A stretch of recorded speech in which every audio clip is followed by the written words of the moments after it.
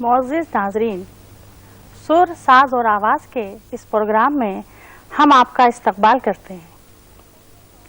موجودہ دور کے غزل گو شعراء میں چند ہی ایسے قادر الکلام اور صاحب طرز شاعر ہیں جنہوں نے اپنا ایک الگ مقام بنا لیا ہے اور لیلائے غزل کے گیسوئے تابدار کو اپنے منفرد انداز سے آراستہ کیا ہے۔ ایسے ہی ایک معتبر شاعر ہیں جناب ارشد صدیقی۔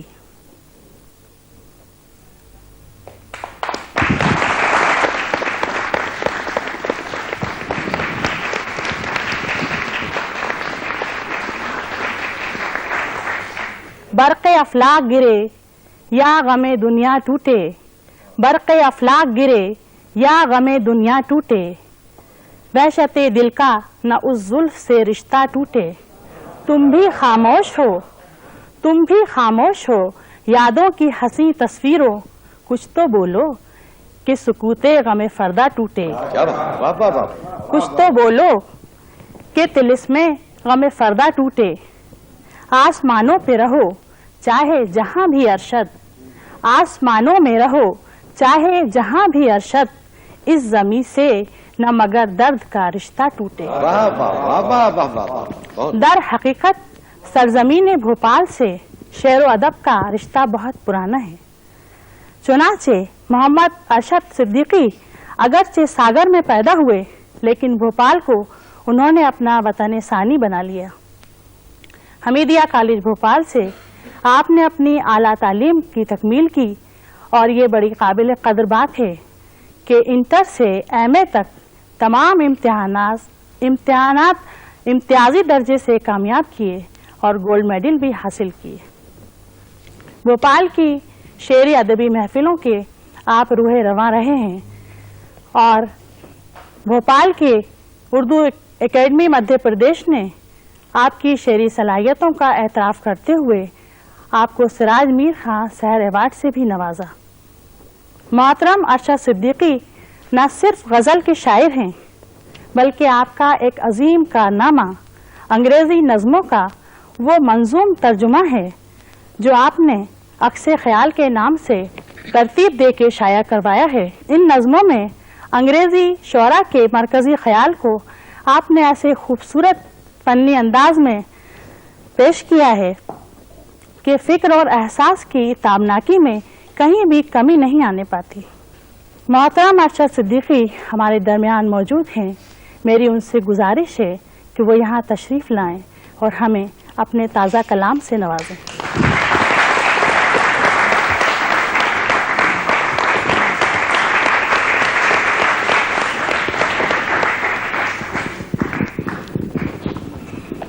تازہ غزل پیش کر رہا ہوں، مطلب ملاحظہ کیجیے۔ بھٹکتے جگنوؤں کی روشنی اچھی نہیں لگتی، بھٹکتے جگنوؤں کی روشنی اچھی نہیں لگتی، یہ ریزہ ریزہ بکھری زندگی اچھی نہیں لگتی، یہ ریزہ ریزہ بکھری زندگی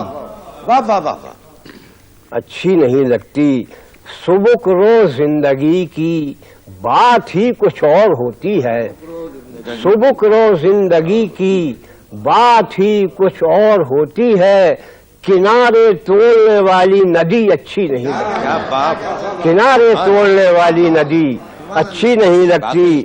ملاحظہ کیے کہ بہت دن میں ملے ہو کچھ تو سچے پھول برساؤ، بہت دن میں ملے ہو کچھ تو سچے پھول برساؤ، تمہارے لب پہ مصنوعی ہنسی اچھی نہیں لگتی، تمہارے لب پہ مصنوعی ہنسی اچھی نہیں لگتی، تمہارے لب پہ۔ ہمارے شہر میں بھی کیسے کیسے گھر بناتے ہیں، ہمارے شہر میں بھی کیسے کیسے گھر بناتے ہیں، انہیں آنگن کی شاید روشنی اچھی نہیں لگتی، انہیں آنگن کی شاید روشنی اچھی نہیں لگتی۔ ملاحظہ کیجیے کہ تبسم لب پہ پیشانی آنکھوں میں غمازی، تبسم لب پہ پیشانی پہ بل آنکھوں میں غمازی، ہمیں چہروں کی یہ کاریگری اچھی نہیں لگتی، واہ واہ واہ، ہمیں چہروں کی یہ کاریگری اچھی نہیں لگتی، ہمیں چہروں کی یہ کاریگری اچھی نہیں لگتی۔ ایک پریکٹیکل شعر ہے، پڑوسی کے کھلونے دیکھ کر بھی ضد نہیں کرتے، پڑوسی کے کھلونے دیکھ کر بھی ضد نہیں کرتے، مجھے بچوں کی یہ سنجیدگی اچھی نہیں لگتی۔ واہ، بچوں کی یہ سنجیدگی، واہ واہ واہ واہ واہ، مجھے بچوں کی یہ سنجیدگی اچھی نہیں لگتی۔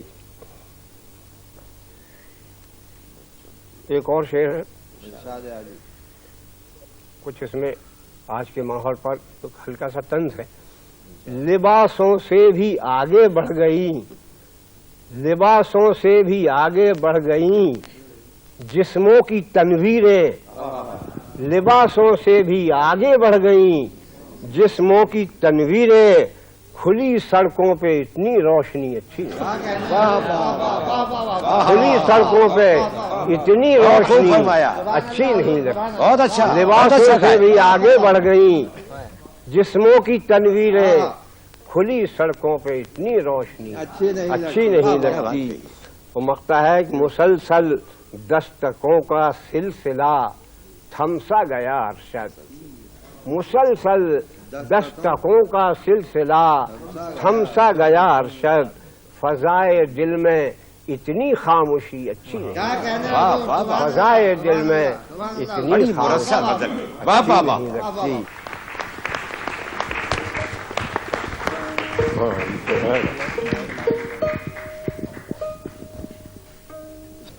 اگر کوئی صاحب کوئی سوال پوچھنا چاہیں تو میں جواب کے لیے حاضر ہوں۔ میں اختر وارثی سمر نہایت ادب سے ایک سوال یہ پوچھنا چاہتا ہوں کہ آپ نے شعر کہنا کب شروع کیا؟ براہ کرم اپنے شعری سفر پر مختصر روشنی ڈالیے۔ میں نے سن 1940 کے آس پاس شعر کہنا شروع کیا۔ میرا شعری سفر کافی طویل ہے اور شعر و ادب کی کئی نسلیں میری ہمہ رہی ہیں۔ ابتدائی کلام کلاسیکی شاعری پر مشتمل ہے۔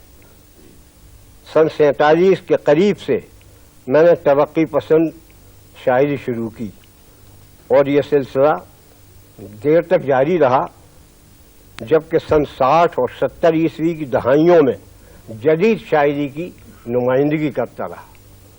پھر طویل خاموشی کے بعد سن 90 سے زندگی کے بدلے ہوئے مزاج کی غزلیں کہہ رہا ہوں۔ میں نے ہر دور میں ادب کی بدلتی ہوئی قدروں کا ساتھ دینے کی کوشش کی ہے۔ حضرت برائے کرم یہ فرمائے کہ آپ کے استاد کون تھے؟ میرے استاد علامہ سیما اکبر آبادی ہیں، اور یہ کہنا ضروری ہے کہ انہی کے ایک سینئر شاگرد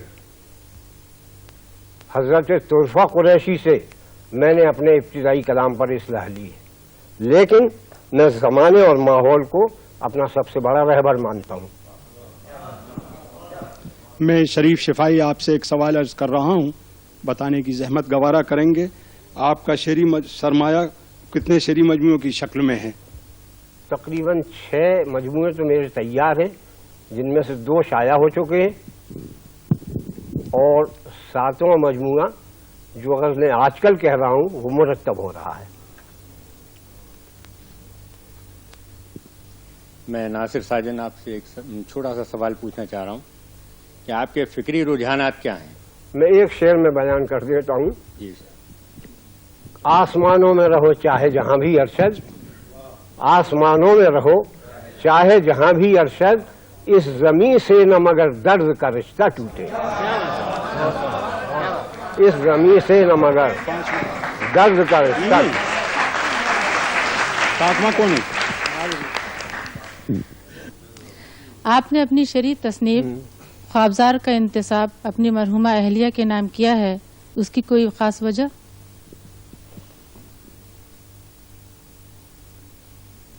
جذباتی، اگرچہ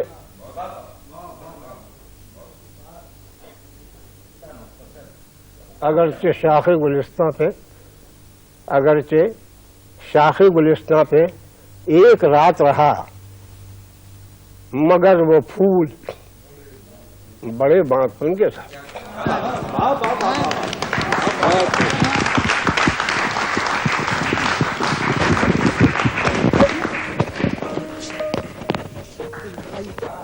आज की इस महफिल में अरशद सिद्दीकी की गज़लें हम जिन फनकारों के ज़रिए सुनेंगे उनके नाम हैं मोना दामले,